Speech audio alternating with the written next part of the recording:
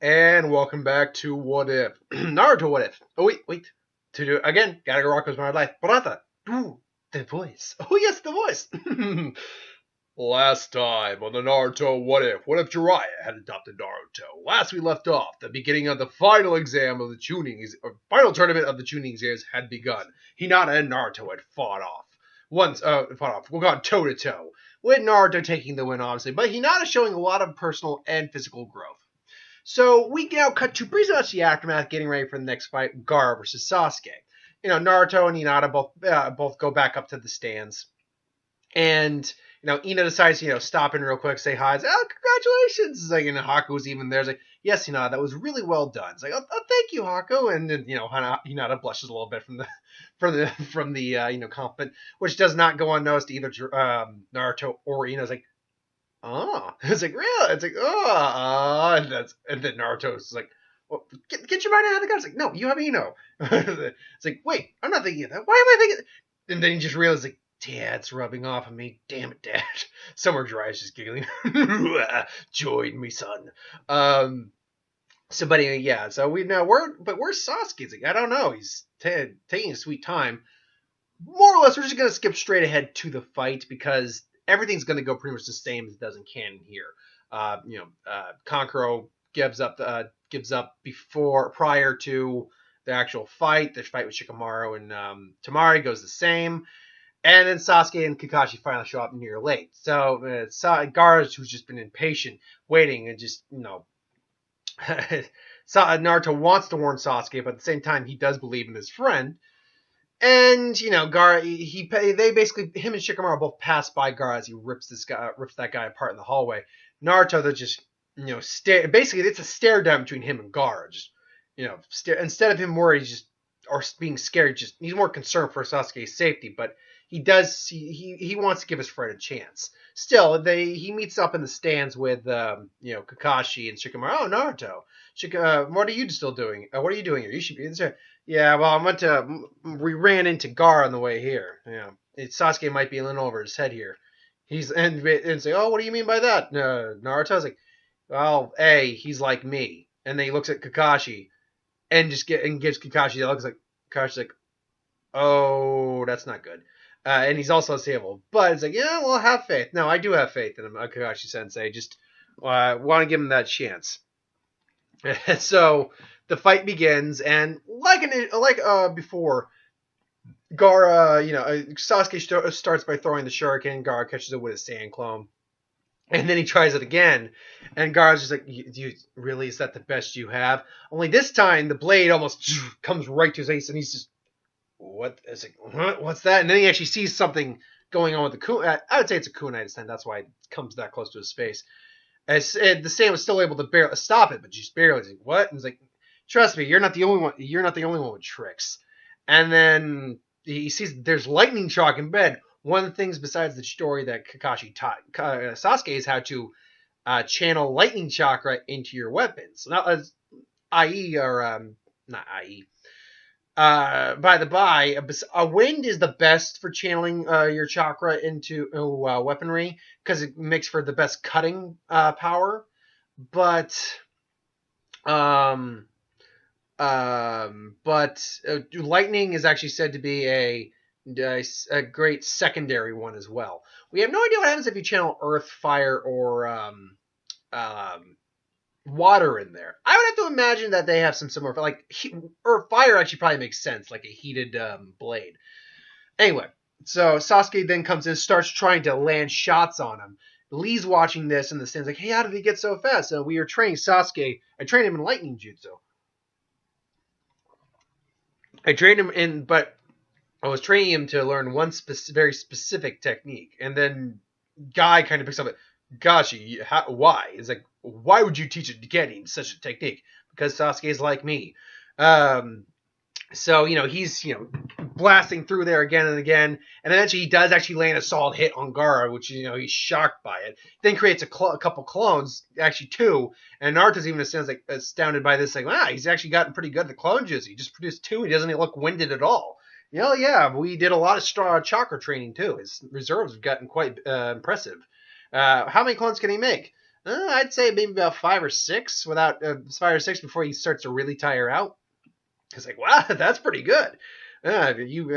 You're not kidding. I can only do about that many too before I tire out. I can only do about twice that many before I tire out. Kakashi's chakra reserves actually aren't that impressive. He's just got really good chakra control. So you basically get to, him making the sphere and, Sasuke eventually creating the Chidori. It's like, Chidori! And then blasting right through there. And, say, what's this feeling? It's my blood. It's my blood! And then, that's when the actual attack begins. So, now, the Fox, because Naruto's been training, over the last month with the Fox, getting Kurama a bit better and training like that. Fox immediately disrupts any genjutsu that's happening. Naruto also helps Ino out. Basically, the individuals who were initially knocked out by it, they all help out and keep him awake. And then the actual, invasion happens. Basically, Naruto, Hinata shows up next to Haku, and they're doing their best, to keep them in bay. And Kakashi's like, Kakashi just says, Naruto, we need to go out. You need to go after Gaara. You're the only. Jiraya's going to be busy helping with the evasion. Jiraya's not here. You're the only one who actually has a good idea of how to deal with this. So I want you, Sasuke, as Sakura and Shikamaru, to take Paku here and get out of here, and we'll find him. We'll take care of this.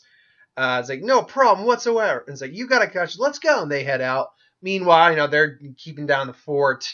Hinata and Haku are just basically using Senbon and Gentle Fists. It's like, at one point, Hinata's like, nah, she's about to be attacked, but then Haku comes in, got you. It's like, yeah, but who's got you? About like a dozen ninjas show up, and even Haku's like, all right, then let's do this.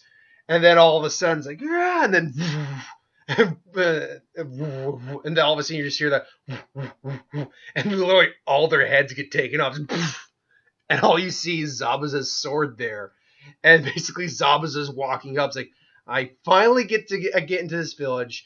I get put on probation, and now I get taken off only so I can murder other ninjas. I love this village. So that was one. If you remembered, I think it was the last video I said, Haku got called away for something. It was to basically tell him that Zabuza had arrived in the village. And that, he's going to be on probation for a little bit. However, given the circumstances, Zabuza, in probation still, he's allowed to have his sword because it is his sword. But he's on probation, so he was only allowed to do C rank missions and things along those lines, and being supervised. Well, and he was he was busy, but he was still watching the match and things along those lines. And then, one thing happened and another thing happened. Eventually he shows up, and now Kakashi's like, oh, Zabuza, I was told you had finally shown up into the village. Showing up here. Yeah, I gotta say, Kakashi, this is one hell of a way to welcome a guy. And it's like, Kakashi, this must be the legendary Zabuza of the Hidden Mist. Or should I say of the Hidden Leaf now? And you are like, my guy, the blue beast of the Hidden Mist. And Guy is pretty famous for a lot of things, like his training regimen and everything. It's like, oh god, not you. It's like, so, how about a friendly competition? But then that piece says, yep. First, the one who kills the most sound ninja wins. And the loser has to do 1,000 push-ups. 1,000 push-ups with the others tied to his ankles. And Zabuza, is he for is he real? Go Frieza. Yeah. It's like, how about this? How about this guy? If you win, then you get to actually do 1,000 just to show that you can. But better yet, you get to do it with a boulder attached to it. If we lose, we'll just do the 500. How about that? And if one of us loses, well, wins. Basically, they work around. It's like, well, Guy, why don't you do this and this and this? It's like, but first, you gotta win. And basically, they decided, go into competition and killing. I actually pulled that from a fan fiction I read, which I really liked. It's like, yeah, that makes sense. And then Haku and just go back to like, oh, that's Zabuza. Okay, and then yeah. So anyway, cut to them tracking down Gaara. The whole Sasuke thing goes about the same, except Sasuke, I think, at this point does have high enough reserves of chakra, and without the curse mark influencing him, to pull off maybe 3 Chidoris. Third one, he's going to be just winded. He's only done one at this point. So him and Garo try to, duke it out a little bit. And he fares a bit better. He's got clones that he can use for diversions. But ultimately, it does end the same way, that he's just not prepared to take on a Jinchuriki, let alone a psychotic one. Shikamaru stays behind and delays the Sound Ninja. Ozma protects him in the end. Sakura unfortunately gets caught with the sand, and eventually, and it was Naruto who kicks Gaara out of there, and he just boom kicks him again. To which Gaara is just like, "You again, Naruto Uzumaki. I've been waiting for this. Sasuke wasn't worthy of mother's. Sasuke's blood turned out not to be worthy enough, but you, yes, you, I can sense it. You are going to be the one who is worthy. You'll prove my existence." And Naruto's just staring off again. It's like, this guy is really psychotic. So it's like, and so Sasuke, I need you to try to get Sakura out of here. Try to get Sakura out of it. I'll take it. Use some. I saw you use lightning. I should be able to loosen up the sand and get her out of there. Which, fair enough. One other technique it's not a technique I created, but it's a technique that I basically stole from another anime. Is in Bleach you have Hados, and they're basically magic essentially, and one of them is Hado number 4, White Lightning, which is just a blast of lightning from your finger. Basically, Sasuke has that, and he basically just decides to do that, holds it, and basically just kind of cuts Sakura out of there. So essentially, Sasuke gets out, and they basically say, "You're not going anywhere." To which Naruto immediately does a wind jutsu and just it's like, "No, you're not going anywhere." And then he just does the hand size like water shockwave, boom, and just basically creates a lake. Lake, and then decides to start throwing water at him. Triple water dragon, and they basically now they're coming at Gaara, who, while his sand is condensed, is still sand. It can still absorb water, and it does. So it starts to like take on the heavy water. He says, "Wind shuriken." Naruto's using creates the wind dome, just boom, and then basically summons the Rasengan in his hand. And using trying out a little technique, tries the Gale Palm. Doesn't quite work the same way though. He needs a lot more chakra concentrated behind his hand in order to throw the Rasengan distance. But it is enough that it's kind of enhancing the effect of the Gale Palm. Instead of creating the Gale Palm, it's creating more like a Hurricane Palm a little bit. So it's more like winding chakra in a concentrated fist. Just so this is the best you have, Naruto Uzumaki. It's like, show me your power. And then Naruto just creates the clones, then just charges with Rasengans in the hands. Just Rasengan! And a bunch of them hit, and he's like, "How is this? This is the best. That's more like it." And then just blast a bunch of the clones away. Naruto gets hit, and he's just kind of sitting against the tree. Yes, this is the end, Naruto Uzumaki. This is the end for you. And he's starting to wrap Naruto up. Sand coffin, and just then the sand starts to whip around a bit. Naruto's just staring, concentrating chakra into his arm. And for any of you who was wondering what I was bringing back an old favorite. And then boom, the sand just burst around his arm, basically burst away. And Gaara's just like, "What?" And you just see wind whip, a little mini tornado whipping around his fist. The other jutsu that Naruto learned from Jiraya over the course of the month is the wind style tornado fist explosion. I always loved that one. That would have been such a boss technique to introduce into Naruto. But he just charges in, wind hits, and then Gaara just throws his sand arm at him.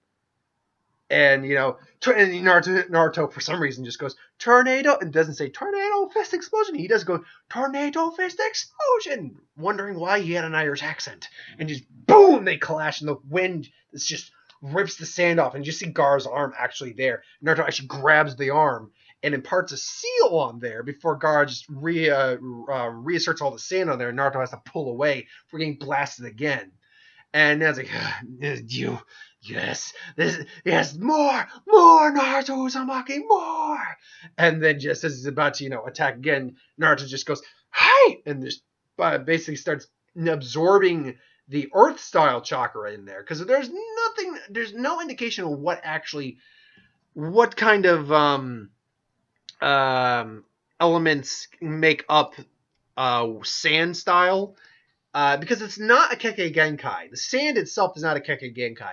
It's Gar's ability to control the sand that is actually a Kekkei Genkai. His dad has similar ability, but with gold dust. I think it's the Jinton. It's like magnet release kind of, but to some degree.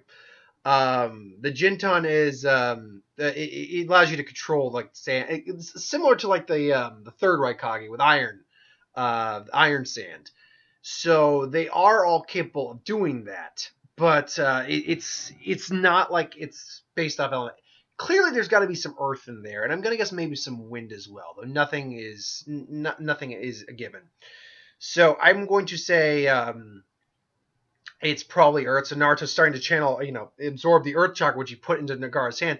The only downside of this is it's still incorporated in Nagara's hand. If he figures out how to release the seal, it could be a problem. So, Gara's, at least the sand on Gara's arm can't stay on his hand. It's like, what is this? And then it's like, this is where it ends. And Naruto just basically blasts him with Rasengan's and hits him in the 1,000 years of death. And basically, everywhere is a barrage. And more or less, he just kind of barraged him with Rasengan's. And Gara is hurt now. Just, there's not to him. There's no way I'm gonna lose to a guy like him. And he just bursts into full Shikaku mode. Just boom, Naruto gets thrown back in. Oh crap! Naruto's like, oh god, I don't have a seal for that. So yeah, I don't have a seal for that. So Naruto tries to, crush him, but Naruto quickly just summoning Jutsu, and then boom, Bunta's there. Although he knows better than to summon the boss toad if necessary, because Bunta's very cantankerous. So I am wondering if he might go with Jiraya had summoned Gamma.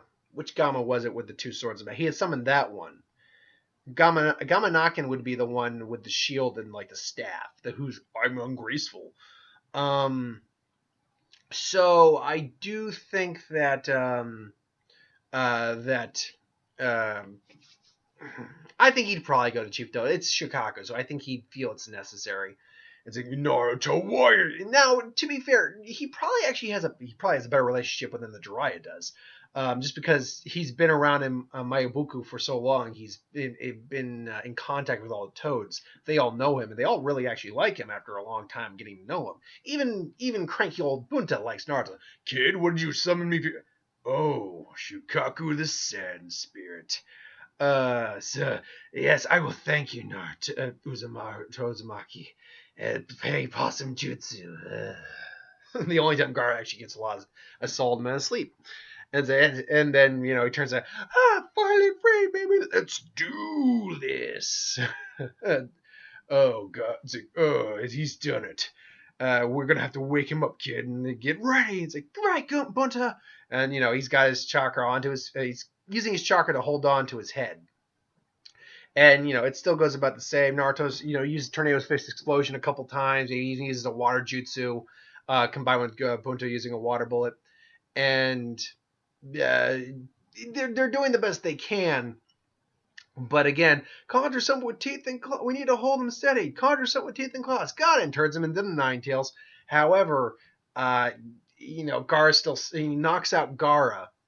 Oh no, he doesn't knock out Gara. I'm trying to remember exactly what it. No, how did that go? Oh yeah, he did. No, he knocked Gara out and then woke him up. Weird phrasing. He clocked Gara and then woke him up. You disrupted my jutsu, and then had basically Naruto channeled the Fox of Chakra. However, this time when he does it, it's not like he's only got so little chakra to do it. He's been training with Kurama. At this point, he can't access that fox cloak, like that gold form. I can't remember even what they called that. Master Kyuubi form, whatever. He can't access that, but he can access tailed forms okay. Like, he can use the three-tail form a lot better than he could in the initial Shippuden era, because he wasn't on good terms with the fox at that point. And this he's on right terms with Kurama right now. So his mastery of the fox chakra is better than it was then.